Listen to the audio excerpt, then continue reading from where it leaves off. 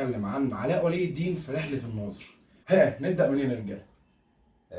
أنا من رأيي نبدأ من أول الطعمية أم سمسم. وسخنة وبسمسم والفول بالزيت الحار. أكيد في مشهد عارف أنت اللي هو إيه، أنا واقف عنده. ممكن المشهد بتاع المسابقة، مدرسة عاشور صفر. مماليك شنطة طارق كده المماليك 140 دولار.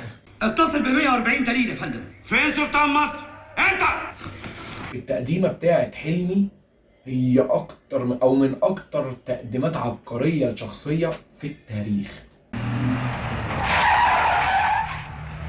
يا حيوان يا متخلف، انت اطرش. انا فعلا ما شفتش حد بيخش فيلم بالمنظر ده.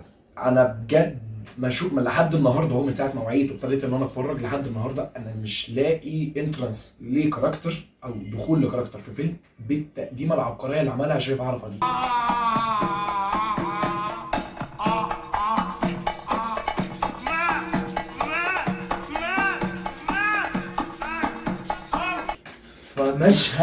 مشهد عبقري، واللي مفكرهم بيه يعني عبقرية المشهد ان اللي مفكرهم بصاحبه اللي هو الليمبي. لو عايز تشوف الحلقة كاملة تقدر تشوفها على اليوتيوب، وطبعا اللينك هيكون في أول كومنت.